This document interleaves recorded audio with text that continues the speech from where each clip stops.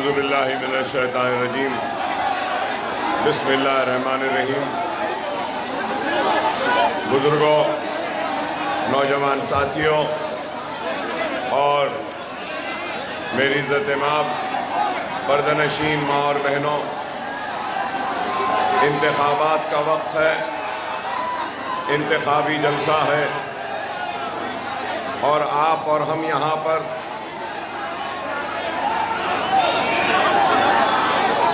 पैगाम को सुनने के लिए आए हैं। मैं आपके दरमियान में आपसे मुखातिब करने के लिए आया हूँ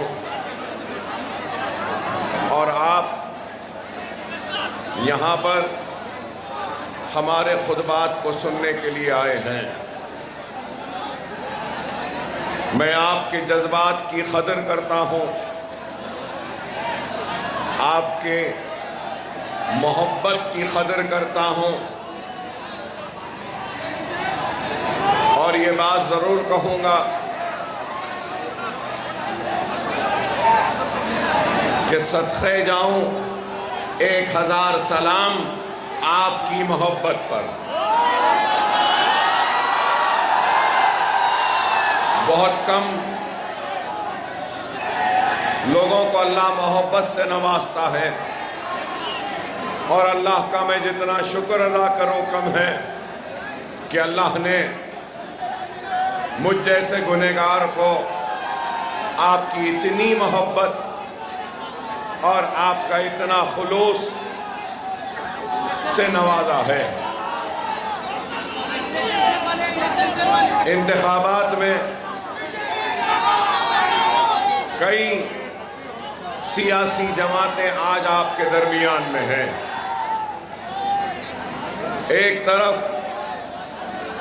भारतीय जनता पार्टी, शिंदे सेना और अजीत पवार की नेशनलिस्ट कांग्रेस है, तो दूसरी तरफ कांग्रेस है, शरद पवार एनसीपी है और उद्धव ठाकरे की सेना है। और फिर इस इंतखाबात में मजलिस इत्तेहादुल मुस्लिमीन भी हिस्सा ले रही है और आज मैं मजलिस इत्तेहादुल मुस्लिमीन की जानिब से आपके दरमियान में अपनी जमात का पैगाम दूंगा और अपनी जमात की सोच को बांटने की कोशिश करूंगा। अपनी जमात की फिक्र आपके सामने रखूंगा और मैं अपनी जमात की कारकर्दगी या फिर आने वाले कल में किस तरीके से काम करूंगा यह आपके सामने रखूंगा। लेकिन अपनी बात रखने से पहले मैं आपसे ये बात ज़रूर कहूँगा कि मैं आज अगर आपके दरमियान में आया हूँ तो मैं कोई नफ़रत का पैगाम देने नहीं आया हूँ। मैं कोई दीवारों को खड़े करने के लिए नहीं आया हूँ। मैं किसी को बांटने नहीं आया हूँ। मैं अपने खिताब के ज़रिए न सिर्फ आपका बल्कि जो लोग हमसे दूर हैं उनके भी दिलों को जीतने की कोशिश करने के लिए आपके दरमियान में आया हूँ। और आपको और हमको इस बात पे गौर और फिक्र करनी चाहिए कि हमारे मुल्क का नाम क्या है। हमारे मुल्क का नाम इंडिया है, भारत है, हिंदुस्तान है। और इस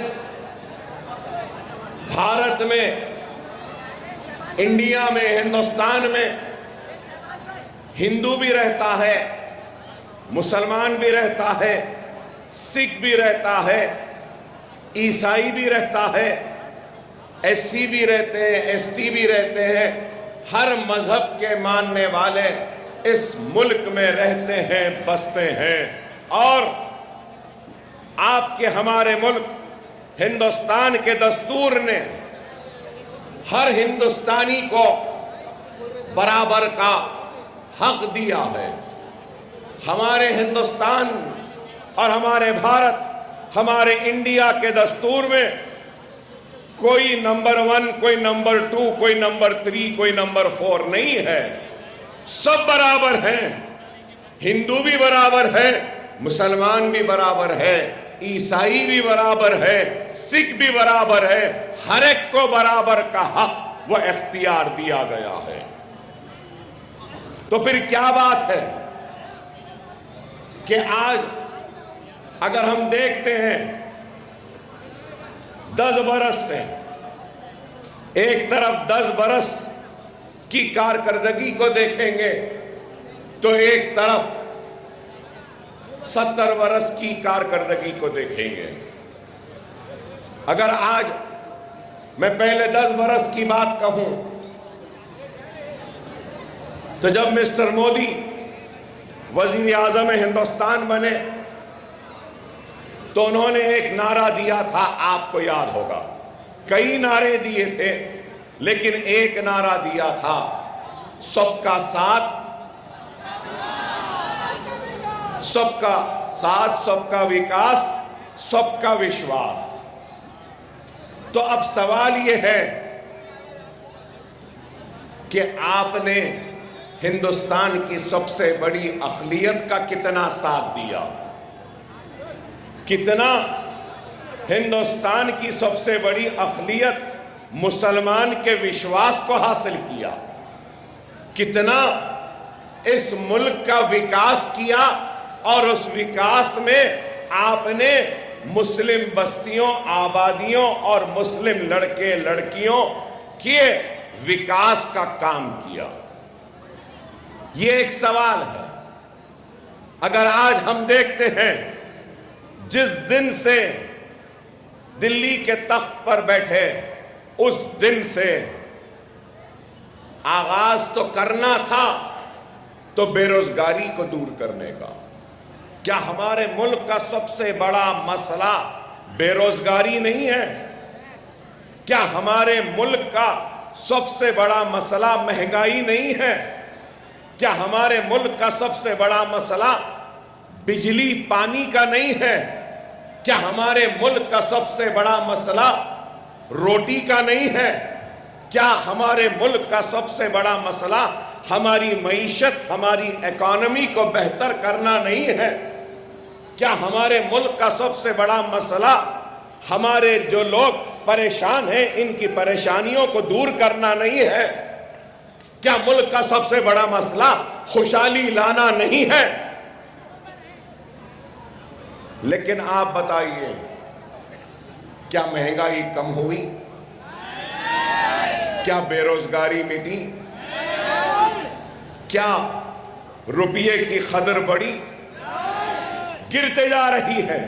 डॉलर बढ़ता जा रहा है, गैस की कीमत बढ़ रही है और पेट्रोल डीजल महंगा हो रहा है। लेकिन आज इनको मुल्क की खुशहाली की फिक्र नहीं, मुल्क को तरक्की देने की फिक्र नहीं, बेरोजगारों की रोजगार देने की फिक्र नहीं, इकॉनमी को बेहतर बनाने की फिक्र नहीं, इनको कुछ नहीं है। फिक्र है तो सिर्फ क्या, जिस दिन बैठे लव जिहाद, घर वापसी, हिजाब ban, beef ban, Muslim person law खत्म करो, तलाक़ सलासा लाओ, सीए, एनआरसी और अब क्या है, वक्फ अमेंडमेंट एक्ट। तो मैं आपसे और आपके जरिए आपके हमारे वजीर आज़म हिंदुस्तान से पूछना चाहता हूं,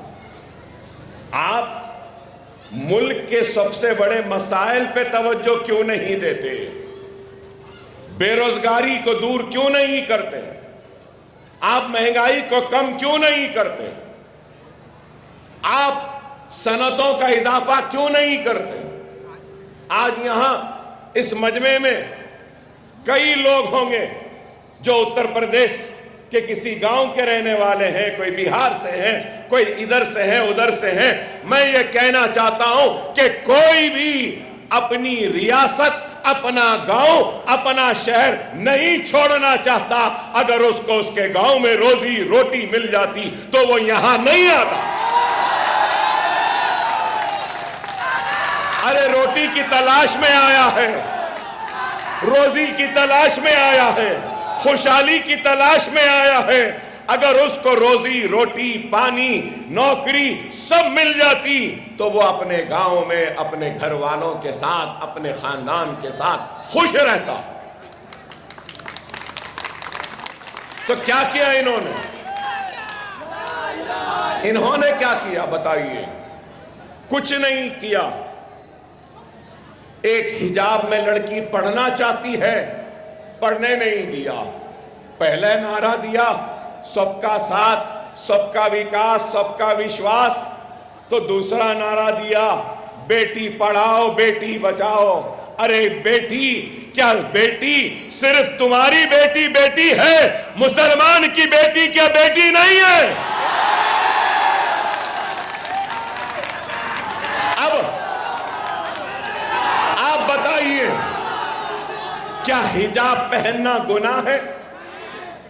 क्या आज इंटरनेशनल कोर्ट ऑफ जस्टिस में हिजाब पहनकर हमारी बहन इंसाफ के लिए लड़ती है? इंटरनेशनल कोर्ट ऑफ जस्टिस में आज दुनिया की कई पार्लियामेंट में हिजाब के साथ एक मुस्लिम लड़की ऐवान में जाकर कानून बनाने के हिस्सेदार बनती है।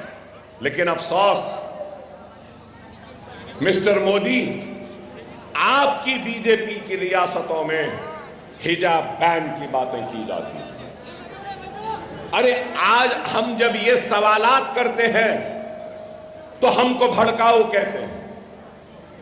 अरे मैं यहां पर ये नहीं कह रहा हूं कि मुसलमान का मसला बेरोजगारी है, नहीं, सारे हिंदुस्तानियों का सबसे बड़ा मसला बेरोजगारी है। हिंदू की भी है, मुसलमान की भी है, सिख की भी है, ईसाई की भी है। क्या बेरोजगारी की बात करना भड़काऊ है? क्या रोटी की बात करना भड़काऊ है?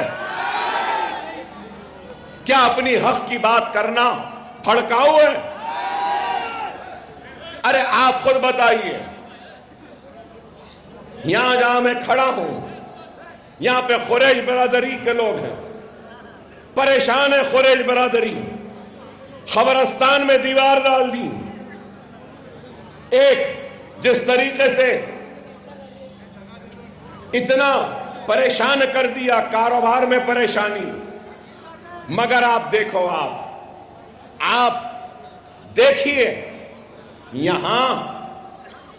यहां कोरला में और आपके इलाके में एक खुरैशी का मेरा भाई अपना कारोबार नहीं कर सकता, उसको सताया जाता। गाड़ियां जिस तरीके से लाना है, आरटीए उसकी इजाजत, परमिशन नहीं देती, मरने के बाद दफन करने नहीं देते। मैं आज पूछना चाहता हूं, दुनिया में 5 मुमालिक हैं जो सबसे ज्यादा बीफ एक्सपोर्ट कर रहे हैं। दुनिया में हिंदुस्तान का नंबर 4था है। कितना? यहां का गरीब कारोबार नहीं कर सकता, लेकिन मिस्टर मोदी की गवर्नमेंट सालाना 25,000 करोड़ का बीफ एक्सपोर्ट कर रहे हैं। वाह वाह वाह वाह। अरे अब मैं बोलूं तो और बुरा दिखेगा, खराब दिखेगा। बीफ बैन करने वाले ये हैं। और मैं एहतराम करता हूं हिंदू मजहब का, नहीं, मेरा मजहब नहीं सिखाता कि दूसरे मजहब को बुरा करो। नहीं, अगर हिंदू मजहब में गाय माता है तो मुझे एहतराम है उसका, लेकिन एक तरफ यहां कारोबार नहीं कर सकते और आप एक्सपोर्ट कर रहे हैं। क्या आप भूल गए? क्या आप भूल गए? आपको याद दिलाना चाहता हूं, इलेक्टोरल बॉन्ड्स जो चंदा लेते हैं सियासी जमात को चलाने के लिए, यही भारतीय जनता पार्टी, यही नरेंद्र मोदी, यही योगी, इन्होंने बीफ एक्सपोर्टर से भी इलेक्टोरल बॉन्ड्स का चंदा लिया।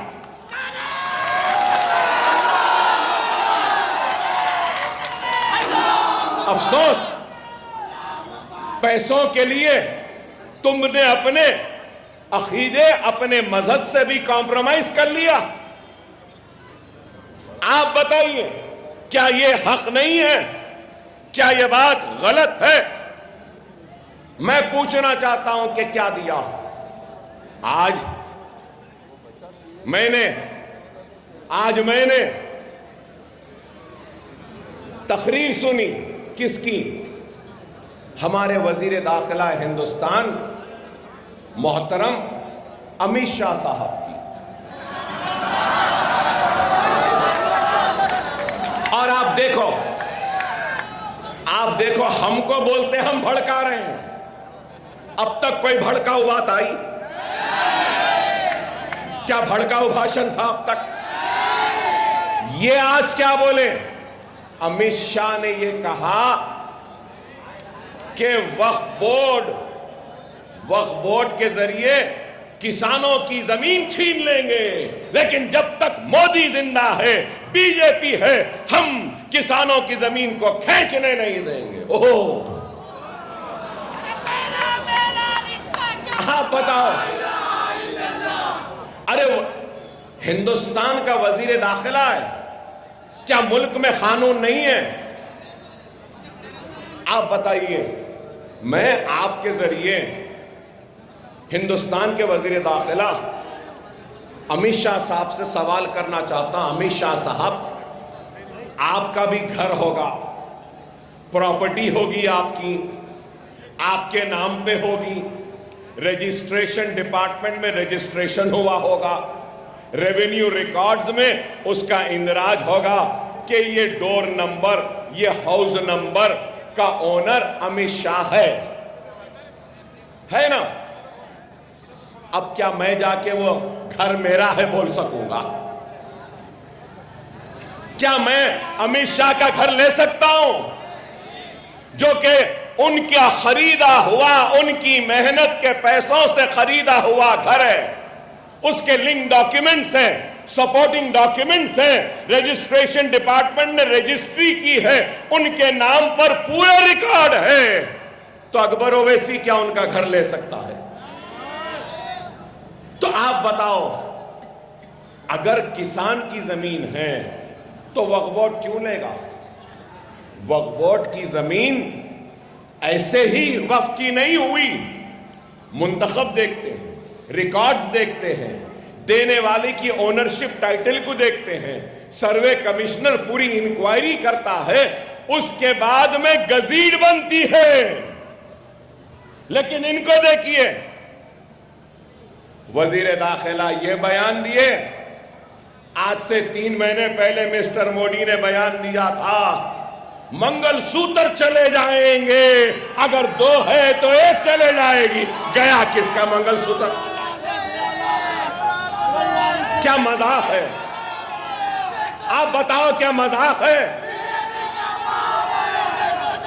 मोदी, मिस्टर मोदी, तुमको शायद नहीं मालूम होगा और लाजिम है कि मालूम भी नहीं होगा, हिंदुस्तान की मेरी हिंदू बहन में इतनी ताकत है कि वो अपने मंगलसूत्र की खुद हिफाजत कर सकती है।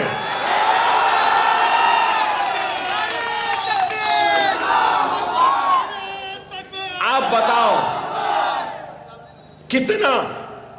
आज मैं अगर ये बात कहता हूं तो कहते हैं कि भड़काओ। अरे भड़काने में हक बात कर रहा हूं। अब फिर बोल रहे हैं uniform civil code, uniform civil code UCC, मतलब शरीयत खत्म करना चाहते हैं। अमित शाह ने खुद बयान दिया और कहा, कहां पे, जो और एक रियासत में इलेक्शन हो रहा है महाराष्ट्र के साथ, वहां पर कहा कि यूसीसी लाएंगे लेकिन आदिवासियों को उसमें नहीं लाएंगे। क्या इस मुल्क का मसला यूनिफॉर्म सिविल कोड है, या रोजी है, रोटी है, पानी है, बिजली है, नौकरी है, स्कूल है, कॉलेज है, बीमार के लिए दवाखाने होना है, बच्चों को खेलने के लिए मैदान होना है, और डिग्रियां हासिल करने के लिए डिग्री कॉलेज होना है, बीमारी पर इलाज के लिए दवाखाने होना। क्या मेरी बात गलत है? बताओ। यूसीसी, यूनिफॉर्म, अरे यूनिफॉर्म सिविल कोड के बजाय यूनिफॉर्म डेवलपमेंट की जरूरत है, यूनिफॉर्म आईसाइट की जरूरत है, यूनिफॉर्म जस्टिस की जरूरत है, यूनिफॉर्म डेवलपमेंट की जरूरत है, यूनिफॉर्म रोजी की जरूरत है, यूनिफॉर्म पानी की जरूरत है।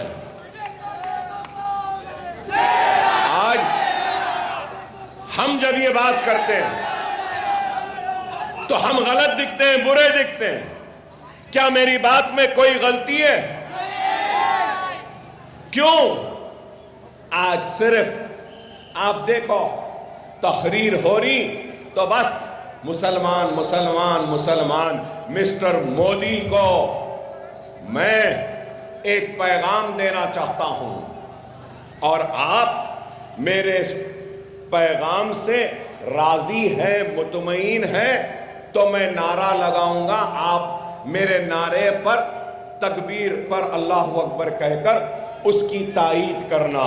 मैं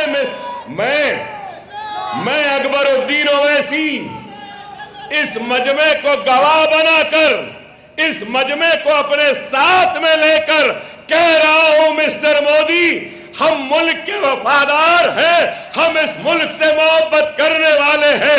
मुल्क के लिए अगर वक्त ऐसा आएगा तो सबसे पहले मुसलमान अपने सीने और गर्दनों को पेश करेगा। क्या मेरी बात से आप मुत्तफिक हैं? नारे तकबीर, नारे तकबीर, नारे तकबीर। हमारी फिक्र छोड़ दो मिस्टर मोदी, रोजी की फिक्र करो, रोटी की फिक्र करो, इकोनॉमी की फिक्र करो, रुपये की फिक्र करो, डीजल और पेट्रोल की कीमत को नीचे लाने की फिक्र करो, सनत लाने की फिक्र करो, गरीबों के लिए स्कूल बनाने की फिक्र करो, बेघरों को घर देने की फिक्र करो, काम करो तो कॉलेजेस बनाने की फिक्र करो, काम करो दवाखाने बनाने की। तुम्हारी फिक्र क्या है? मुसलमान हिजाब उतार दे। तुम्हारी फिक्र क्या है? मुसलमान दाढ़ी कटवा ले। तुम्हारी फिक्र क्या है? मुसलमान टोपी न पहने। मैं टोपी भी पहनूंगा, दाढ़ी भी पालूंगा, अपनी मस्जिद में नमाज भी अदा करूंगा। फर्ज तो छोड़ो, मैं सुन्नतों और नफिलों को भी छोड़ने तैयार नहीं हूं।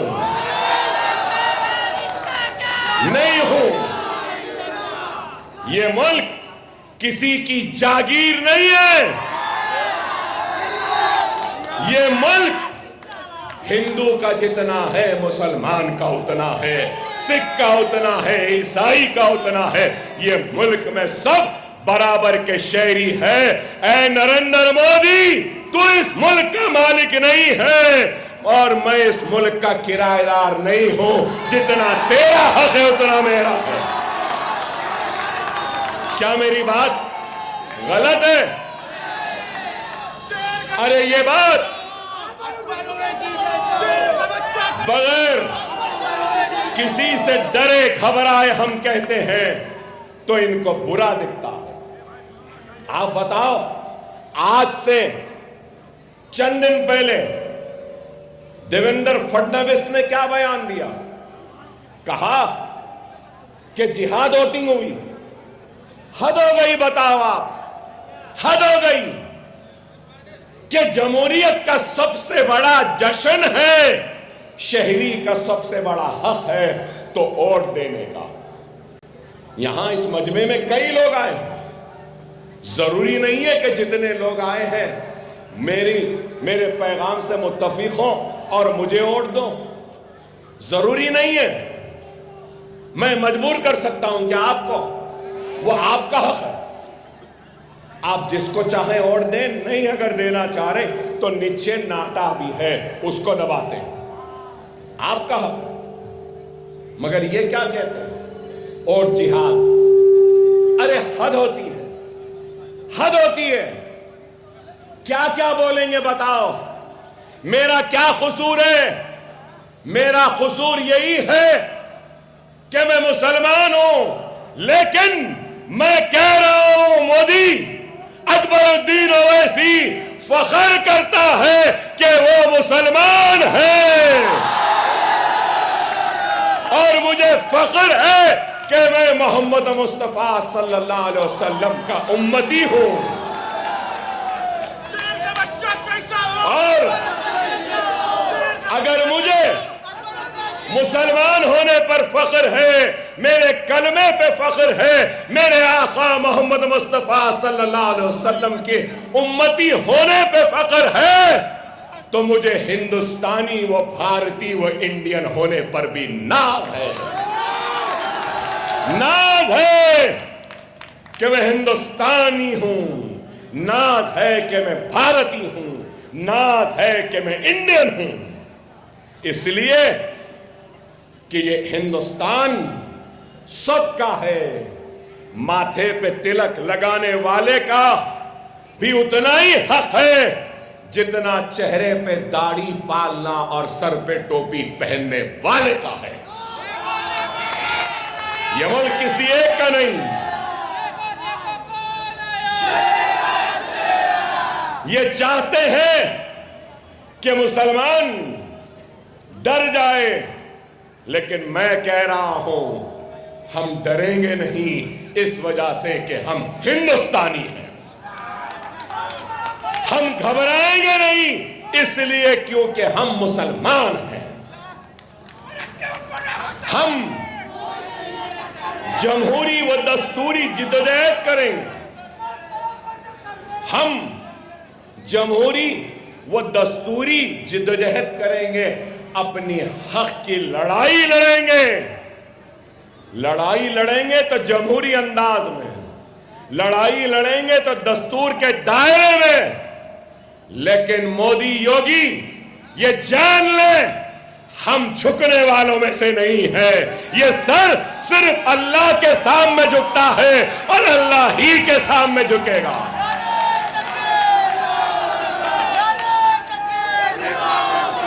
इनको तकलीफ है हमसे, तो इसलिए कि हम किसी से डरते नहीं, घबराते नहीं।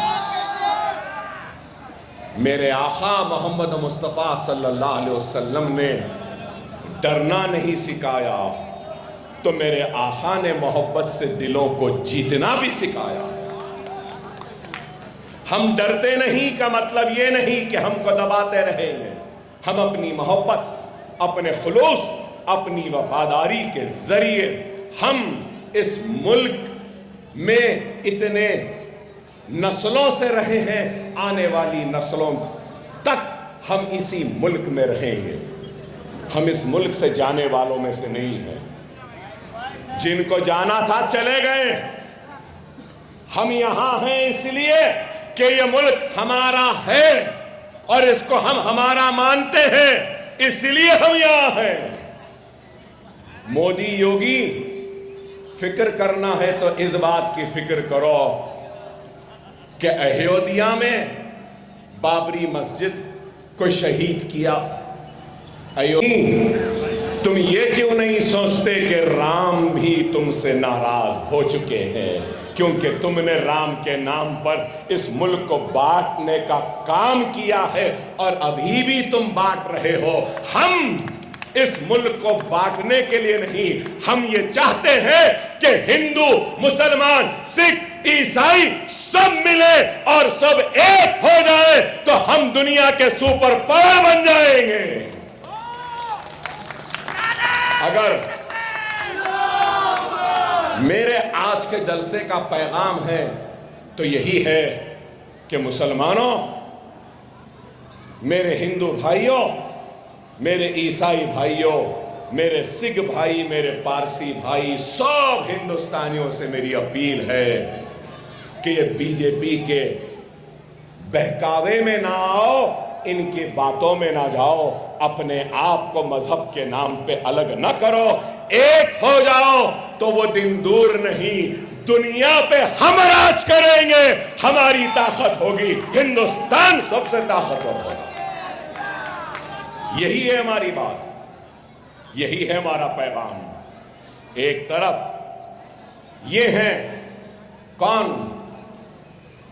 बीजेपी, शिंदे सेना, पवार नेशनलिस्ट कांग्रेस। बीजेपी का सोच क्या है? आइडियोलॉजी होती है ना हर एक की। यहां पे पढ़े लिखे लोग हैं, जो कम्युनिस्ट होते हैं वो मार्क्सिज्म को मानते हैं, उनकी थियरी को जानते हैं। जो कैपिटलिस्ट होते हैं वो कैपिटलाइजेशन पर, सोशलिस्ट होते हैं, है ना, सोशलिस्ट, हिंदुत्व। बीजेपी की जो भी आइडियोलॉजी है आप जानते हैं, हिंदू नेशनलिस्ट सही है। बीजेपी सावरकर और दूसरे आरएसएस के सरबराह गोलवालकर, सावरकर और गोलवालकर को आइडियोलॉजी को मानने वाले। नेशनलिस्ट कांग्रेस मराठा और फिर सेक्युलर बोलती, सब बोलती है अपने आप। शिवसेना भी सावरकर और गोलवालकर की थ्योरी को मानती है। सही है ना मेरी बात? अब सवाल यह है कि कांग्रेस उद्धव ठाकरे सेना के साथ और फिर उसके साथ एनसीपी के साथ। तो मेरा सवाल ये है, मैं शरद पवार साहब से भी पूछना चाहता हूं, मैं राहुल गांधी से भी जानना चाहता हूं, क्या आप सावरकर को और गोलवालकर को मानते हैं या नहीं? उनको हीरो मानते हैं या नहीं? सवाल ये। मगर मैं बताना ये चाहता हूं, राहुल गांधी तो कई जलसों में कहते हैं कि सावरकर को हम नहीं मानते, आरएसएस की थियरी को हम नहीं मानते। फिर आज आप शिवसेना ठाकरे के साथ इत्तेहाद करे हैं, तो मैं पूछना चाहता हूं, क्या आप उनको महात्मा गांधी का सबक पढ़ाने में कामयाब हो गए या वो सावरकर का सबक आपको पढ़ाने में कामयाब हो गए? बोलो ना, ये भड़काऊ नहीं है ना भाई, भड़काऊ नहीं है ना, ये सवाल है, सवाल का जवाब दीजिए। मेरी आइडियोलॉजी क्या है? मजलिस की आइडियोलॉजी ये है कि हम सबको साथ लेकर जाएंगे और हमारी आइडियोलॉजी ये है कि हम हिंदुस्तान की सबसे बड़ी अक़लियत मुसलमानों की हक की लड़ाई लड़ेंगे। दस्तूर में जो हुकूक दिए गए हैं उन हुकूक को उन तक पहुंचाने की जिद्दोजहद करेंगे। हम शरीयत की इबादत करेंगे, मसाजिदों की इबादत करेंगे, हिंदू मुसलमान को सबको साथ में लेकर इस मुल्क को आगे बढ़ाएंगे, दलितों का साथ लेंगे। और हमने ऐलान किया है कि मराठवाड़ा की पसमानदगी के लिए हम मराठवाड़ा रीजन के लिए 50,000 करोड़ का मुतालबा करेंगे। और हमारी आइडियोलॉजी ये है कि मराठों को रिजर्वेशन मिलना चाहिए और मराठों के साथ हमको भी कुछ रिजर्वेशन मिलना चाहिए।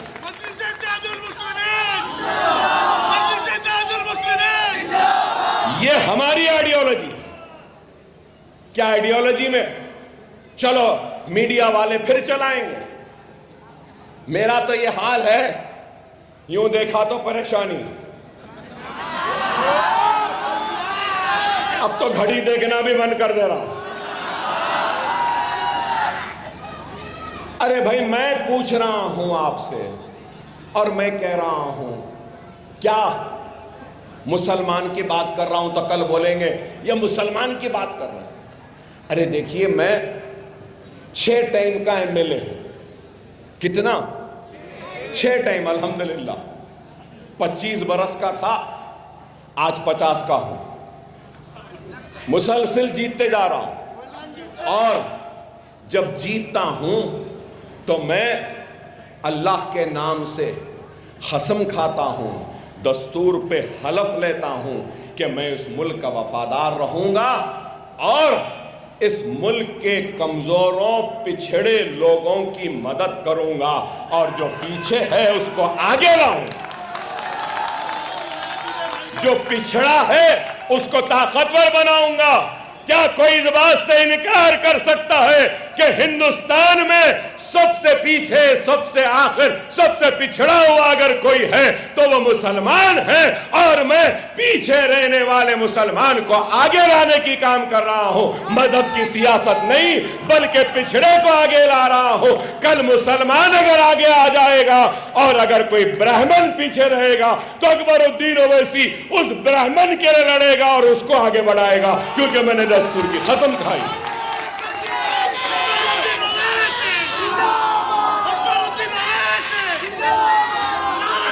मगर ये क्या चाहते हैं? ये क्या चाहते हैं? इनकी आवाज ना हो। क्यों ना हो?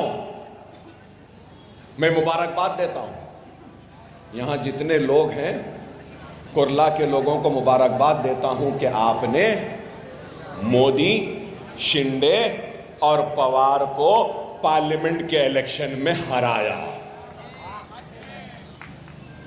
सही किया।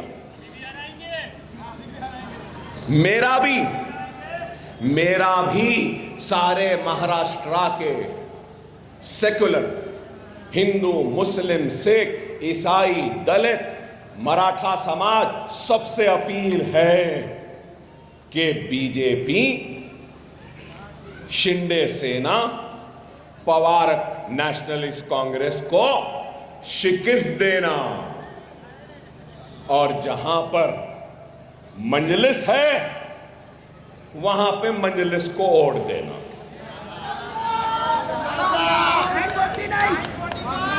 देखिए, मैं आपसे नहीं तो किससे मांगू मेरे भाई? हाथ फैलाऊं तो किसके सामने फैलाऊं? क्या मोदी से मांगूं या तुमसे मांगूं? योगी से बोलूं या आपको बोलूं? अपना से मांग रहा है, क्योंकि अपने का हक है, मेरा हक आप है, आपका हक मुझ पे है और वो हक से मांग रहा हूं आपसे।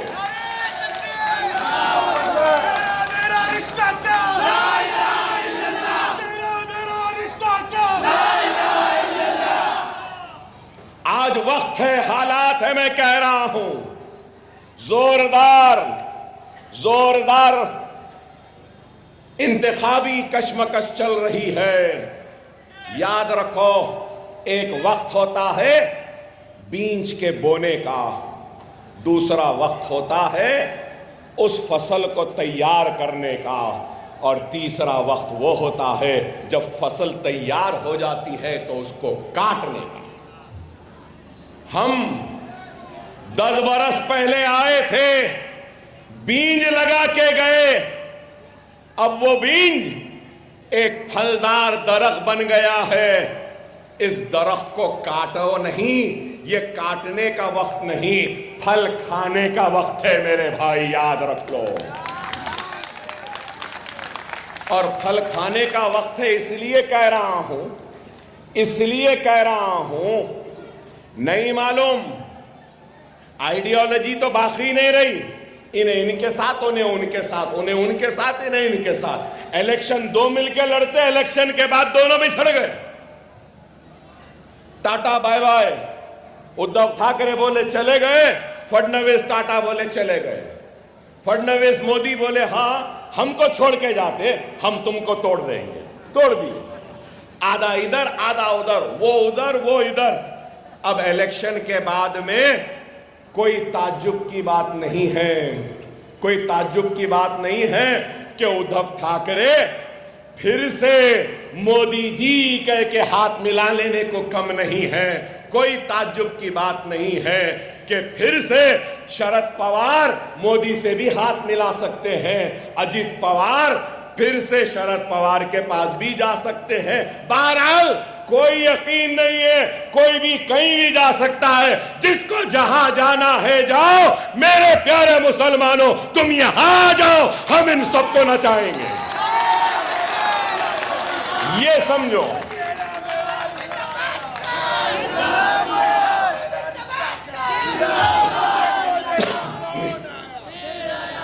आज कांग्रेस है तो सब कहते हैं कांग्रेस सेक्युलर। अरे मेरे भाई, कांग्रेस की तारीख बयान करूं कांग्रेस की। 1961 जबलपुर का फिसाद कांग्रेस की देन, 1962 अलीगढ़ का फिसाद कांग्रेस की देन, अक्टूबर 62 का फिसाद मेरठ का यूपी में कांग्रेस की देन, 1964 में कलकत्ता जमशेदपुर बिहार में रोड किला का फिसाद कांग्रेस की देन, 1968 में करीमगंज का फिसाद कांग्रेस की देन, 1969 में अहमदाबाद का फिसाद कांग्रेस की देन, 1970 भिवंडी का फिसाद कांग्रेस की देन, 1974 का दिल्ली का फिसाद कांग्रेस की देन, 1978 हैदराबाद का फिसाद कांग्रेस की देन, 1979 का फिसाद जमशेदपुर बिहार कांग्रेस, 1980 मुरादाबाद कांग्रेस, 1981 बिहार शरीफ कांग्रेस, 1981 हैदराबाद का फिसाद कांग्रेस। इस मुल्क को 50,000 फिसादात देने वाली कांग्रेस। मेरठ उत्तर प्रदेश 1982 बड़ौदा नीली का फिसाद, फिर बॉम्बे भिवंडी का फिसाद।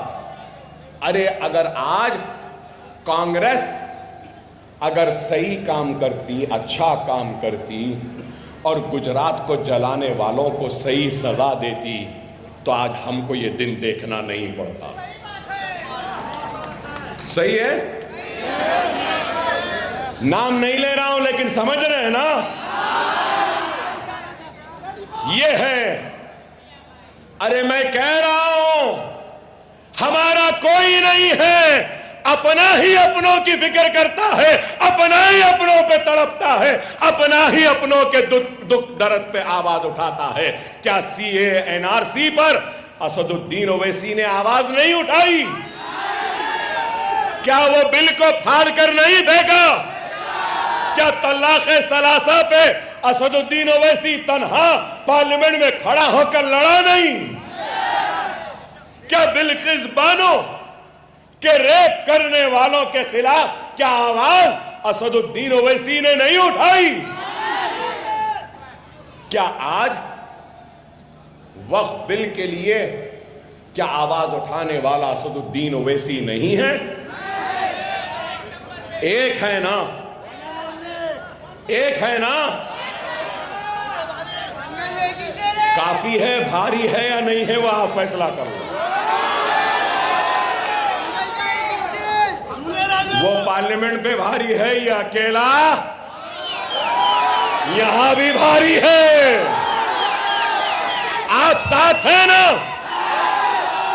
याद रख लो, अगर मेरी आवाज में गर्ज है, मैं ताकत है, जज्बा है, वलवला है, हिम्मत है, तो अल्लाह उसके रसूल की कसम ये मेरी हिम्मत नहीं, आपके इत्तेहाद की हिम्मत है, आपकी दुआओं की ताकत है, आपके साथ की है। अगर आप नहीं तो मैं नहीं,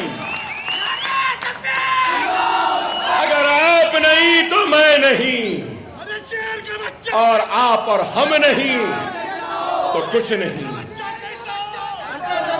मैं तुम्हारे वक़ार की लड़ाई लड़ रहा हूं, मैं तुम्हारी हक की लड़ाई लड़ रहा हूं, मैं तुम्हारी इज्जत की लड़ाई लड़ रहा हूं, मैं तुम्हारे हुकूक की लड़ाई लड़ रहा हूं। ऐ मेरे प्यारे भाइयों, आओ इस कमजोर अकबर ओवैसी को ताकत दे दो, अपने इत्तेहाद की ताकत दे दो।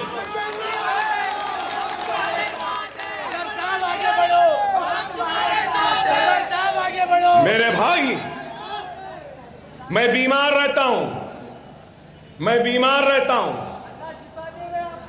एक गोली है, अंतड़ियां नहीं, मेरे गुर्दे खराब हैं, ये हाथ मेरा उठता नहीं, पूरा हाथ छन्नी है।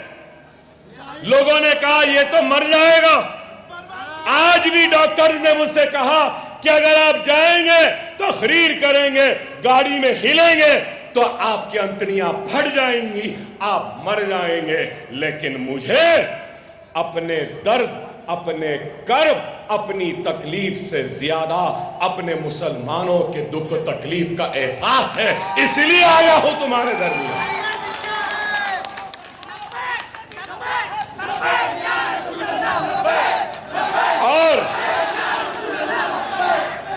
और मैं आया महाराष्ट्र में, मैं महाराष्ट्र में आया तो कानून के मुहाफिजों ने मुझे नोटिस दे दी, ऐसा बड़ा, जिसको मैं लव लेटर समझता हूं।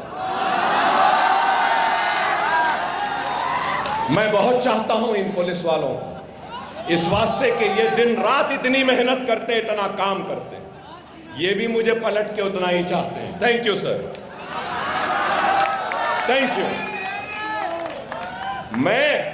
मुझे नोटिस दिए, आप ऐसा नहीं बोलना, वैसा नहीं बोलना, ये नहीं। बोला जी अच्छी बात बोल के दस्तखत करा, दे दिया। अब मेरे पुलिस वाले, खाकी वर्दे वाली बहादुर सिपाहियों से, मेहनत करने वाले सिपाहियों से एक मंजूरी आपके जरिए लेकर उन तक पहुंचाऊंगा। क्या है ये जलसा आज मुतालबा करता है महाराष्ट्र की हुकूमत और महाराष्ट्र की पुलिस से कि रसूलुल्लाह सल्लल्लाहु अलैहि वसल्लम की शान में गुस्ताखी करने वाले को गिरफ्तार करो, पकड़ के लाओ, जेल में डालो।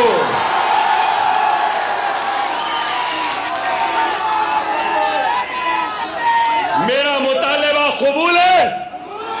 मेरी बात से राजी हैं? क्या मैंने सही बोला? क्या मैंने आपकी दिल की बात कही? क्या मैंने आपके रसूलुल्लाह की मोहब्बत की तर्जुमानी की है? तो जोरदार नारा लगाओ, ऐसा नारा कि मुंबई शहर में सिर्फ ये नारा गूंजे, ऐसा जोरदार नारा लगाना। नारे तकबीर, नारे तकबीर, नारे तकबीर। मुझे यकीन है मेरी बात नहीं तो नहीं, इनकी बात तो ये जरूर सुने।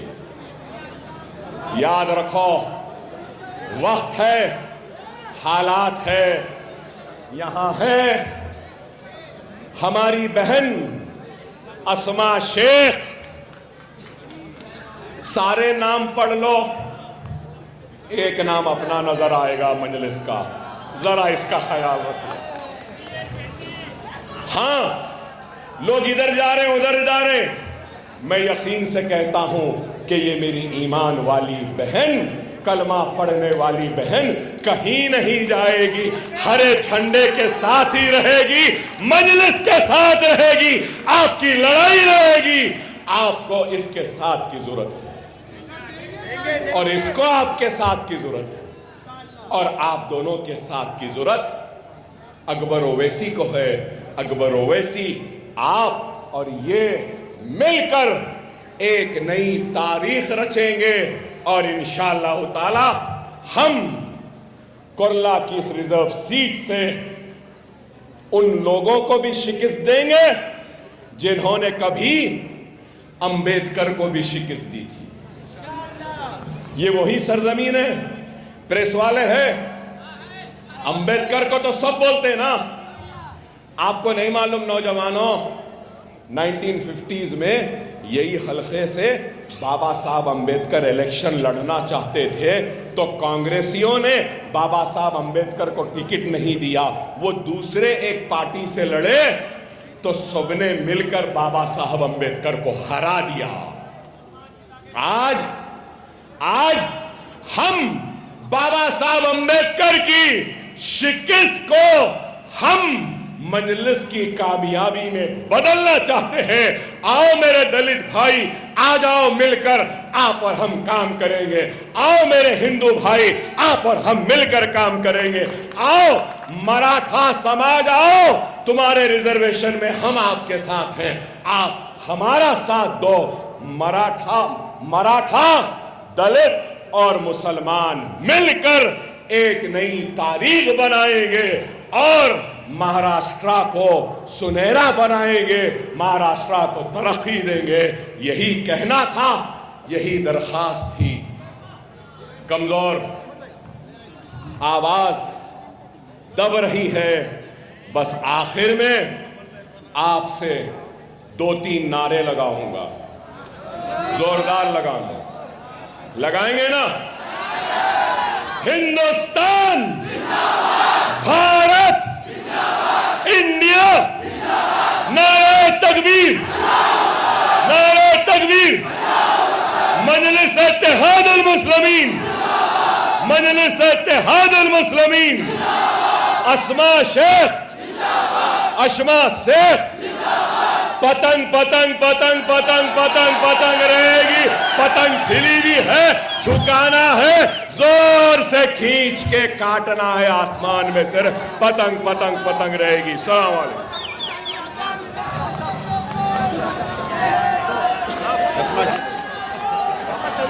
नारे तकबीर। हेलो आपा को भी ना